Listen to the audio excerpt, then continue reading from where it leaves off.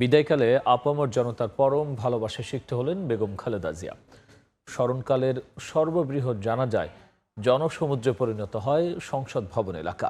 জানাজায় অংশ নেন প্রধান উপদেষ্টা সহ উপদেষ্টা পরিষদের সদস্যরা। আহমেদ সালেহিনের আরও একটি রিপোর্ট। লাল সবুজের পতাকায় মোড়ানো গণতন্ত্রের পথিকৃৎ শেষ বিদায়ের যত আয়োজন ৫৬,০০০ বর্গমাইলের কাণ্ডারি এক আপোষহীন নেত্রীকে ঘিরে অশ্রুসিক্ত ভালোবাসা বিদায় বেলায় সর্বোচ্চ সম্মান আর শ্রদ্ধায় তখন লাখো কোটি মানুষের হৃদয়ে চাপা কান্নার শব্দ। রাজসিক শ্রদ্ধা আর ঐতিহাসিক আয়োজন ঘিরে প্রস্তুত মঞ্চ।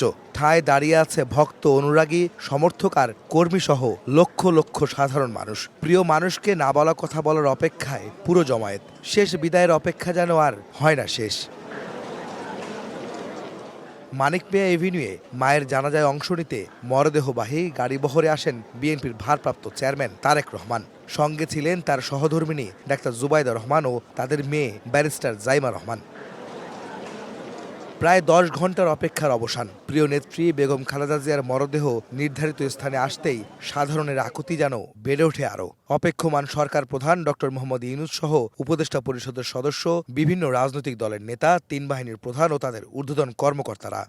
দেশনেত্রী বেগম খালেদা জিয়া জন্মগ্রহণ করেন। সাবেক প্রধানমন্ত্রী ও বিএনপি চেয়ারপারসন বেগম খালেদা জিয়ার জীবন সংগ্রাম ও আপোষহীনতার গল্প ছাড়াও শেষ জীবনে ফ্যাসিস্ট সরকারের নির্যাতনের নিদারুণ চিত্র তুলে ধরে কান্নায় ভেঙে পড়েন বিএনপি নেতা নজরুল ইসলাম খান। পুরো রাস্তা ও মাঠ জুড়ে তখন ক্ষোভের বহিঃপ্রকাশ ঘটে সাধারণের মাঝে। দেশনেত্রী বেগম খালেদা জিয়া বলতেন, দেশের বাইরে আমার কোনো ঠিকানা নেই, বাংলাদেশ হলো আমার ঠিকানা।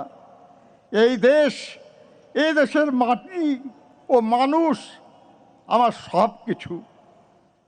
চিরচেনা এই দেশের মাটিতেই তিনি শেষ নিঃশ্বাস ত্যাগ করেছেন।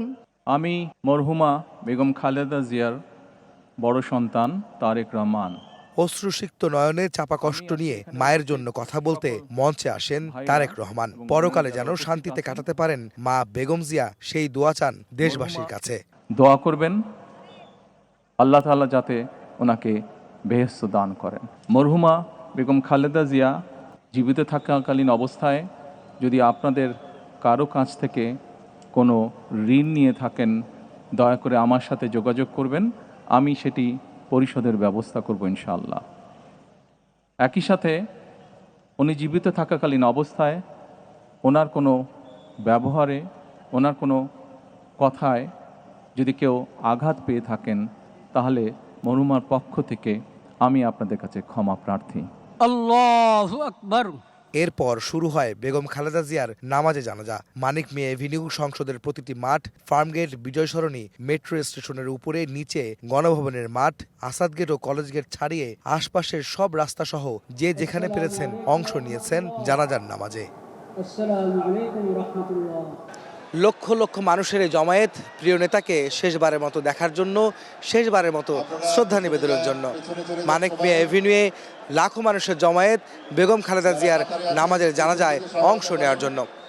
এখানে আসা নেতাকর্মীরা এবং সাধারণ মানুষরা বলছেন, বেগম খালেদা জিয়া তিনি গণতন্ত্রের আপোষের নেত্রী এবং তার দৃঢ়তায় তারা এই আদর্শ ধারণ করে আগামীর বাংলাদেশ বিনির্মাণের ক্ষেত্রে অবদান রাখবেন। যে যার অবস্থান থেকে সে শপথ তারা আজ এই জানাজায় এবং শেষ শ্রদ্ধা নিবেদনের মধ্য দিয়ে তারা সে শপথ নিয়েছেন। আহমেদ সালেহিন, সময় সংবাদ, ঢাকা।